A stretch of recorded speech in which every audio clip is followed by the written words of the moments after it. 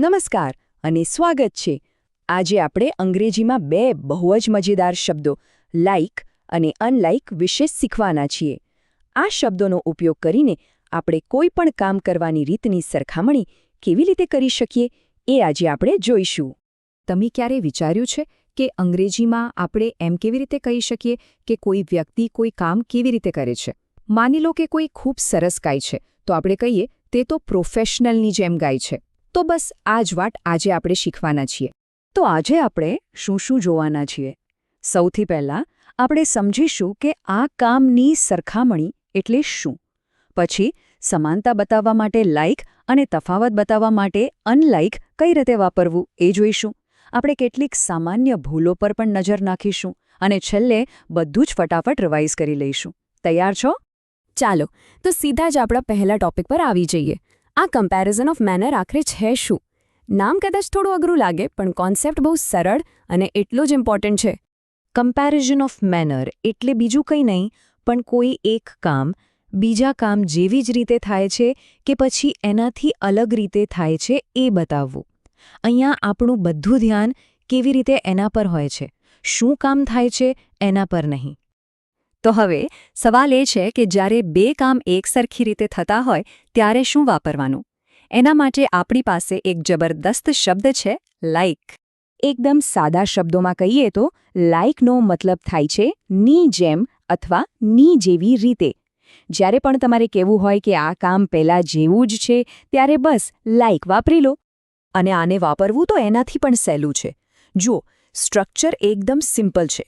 પહેલાં કર્તા એટલે કે સબ્જેક્ટ, પછી ક્રિયાપદ એટલે કે વર્બ, એના પછી આપણો શબ્દ લાઇક અને છેલ્લે જેની સાથે સરખામણી કરવી હોય એ સંજ્ઞા કે સર્વનામ એટલે કે નાઉન અથવા પ્રોનાઉન. ચાલો એક મસ્ત ઉદાહરણ જોઈએ. શી સિંગ્સ લાઇક અ પ્રોફેશનલ. અહીં જુઓ, શી એ સબ્જેક્ટ છે, સિંગ્સ એ વર્બ છે અને લાઇક અ પ્રોફેશનલ બતાવે છે કે તે કેવી રીતે ગાય છે. કેવી રીતે? એકદમ પ્રોફેશનલની જેમ. છે ને સરળ? ચાલો થોડા બીજા મજેદાર ઉદાહરણો જોઈએ. જેમ કે હી રન્સ લાઇક ધ વિન્ડ. વિચારો, એ પવનની જેમ દોડે છે. મતલબ કેટલો ફાસ્ટ હશે. અથવા તો she dances like a trained dancer. અને આ જુઓ, the baby sleeps like an angel. આ સરખામણીઓથી વાક્યમાં કેવો જીવ આવી જાય છે ને. સારું, તો સમાનતા માટે લાઇક વાપર્યો. પણ જો કામ અલગ અલગ રીતે થતું હોય તો? એના માટે પણ આપણી પાસે એક સુપરહીરો છે, અનલાઇક, જેનો ઉપયોગ આપણે તફાવત બતાવવા માટે કરીએ છીએ. અનલાઇકનો સીધો સાદો મતલબ છે ની જેમ નહીં અથવાથી સાવ અલગ. જ્યારે પણ તમારે બે કામ વચ્ચેનો કોન્ટ્રાસ્ટ એટલે કે તફાવત બતાવવો હોય ત્યારે અનલાઇકનો ઉપયોગ થાય છે. અનલાઇકને વાપરવાની રીત થોડી અલગ છે. એ મોટાભાગે વાક્યની શરૂઆતમાં જ આવી જાય. જેમ કે અનલાઇક, પછી જેની સાથે તફાવત બતાવવો છે એ નાઉન કે પ્રોનાઉન, પછી એક નાનકડું કોમા અને એના પછી તમારું આખું વાક્ય. આ ઉદાહરણ પર ખાસ ધ્યાન આપજો. અનલાઇક હિઝ બ્રધર, હી સ્પીક્સ સોફ્ટલી. આનો મતલબ શું થયો? એનો ભાઈ કદાચ જોરથી બોલતો હશે પણ આ ભાઈ એકદમ ધીમેથી બોલે છે. જોયું? બંનેના બોલવાની રીતમાં કેટલો સ્પષ્ટ તફાવત દેખાય છે. ઠીક છે, તો આપણે થિયરી તો સમજી લીધી, પણ હવે આને પ્રેક્ટિસમાં કેવી રીતે લાવવું? ચાલો જોઈએ કે રોજિંદી વાતચીતમાં લાઇક અને અનલાઇકનો ઉપયોગ આપણે કેવી રીતે કરી શકીએ. આ ટેબલ જુઓ, આનાથી બધું એકદમ ક્લિયર થઈ જશે. યાદ રાખવું બહુ જ સહેલું છે.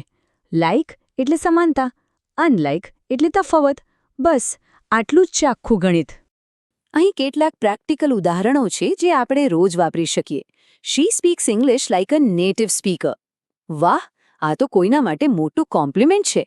બીજું, he works like a machine, એટલે કે તે બહુ જ મહેનતુ છે, થાકતો જ નથી.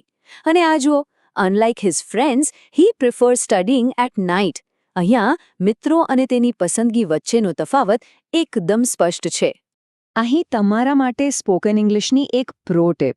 જ્યારે તમે હી ટોક્સ લાઇક અ ટીચર અથવા શી કુક્સ લાઇક માય મધર જેવા વાક્યો બોલો છો ને, ત્યારે તમારું અંગ્રેજી વધારે નેચરલ અને એક્સપ્રેસિવ લાગે છે. તો આનો ભરપૂર ઉપયોગ કરો. અને હવે સૌથી અગત્યનો ભાગ. એવી કઈ સામાન્ય ભૂલો છે જે લોકો વારંવાર કરે છે? ચાલો એના પર એક નજર કરીએ જેથી આપણે એ ભૂલો કરવાથી બચી શકીએ. આ ભૂલ તો બહુ જ કોમન છે. લોકો વાક્યના અંતે એક વધારાનું ક્રિયાપદ ઉમેરી દે છે, જેમ કે she sings like a professional singer does. આ ડઝ અહીંયા બિલકુલ જરૂરી નથી અને ખોટું છે. તો સાચું શું છે? એકદમ simple. She sings like a professional. બસ આટલું જ. છેલ્લે કોઈ વધારાના શબ્દો ઉમેરવાની જરૂર જ નથી. એકદમ ટૂંકું અને સાચું. વાહ, આપણે લગભગ બધું જ કવર કરી લીધું છે. તો ચાલો આપણે જે કંઈ પણ શીખ્યા એના પર એક ફાસ્ટ રીકેપ કરી લઈએ. મુખ્ય મુદ્દાઓ કયા કયા હતા? તો આટલી વાતો ખાસ યાદ રાખવાની છે. પહેલું, કમ્પેરિઝન ઓફ મેનર એટલે કોઈ કામ કેવી રીતે થાય છે એની સરખામણી. બીજું, લાઇક બે કામ વચ્ચેની સમાનતા બતાવે છે. ત્રીજું, અનલાઇક બે કામ વચ્ચેનો તફાવત બતાવે છે. અને ચોથું, સૌથી અગત્યનું, આનો ઉપયોગ કરતા રહો જેથી તમારું અંગ્રેજી વધુ નેચરલ લાગે. વીઝા ગુરુ, learn smart, speak confident, score global.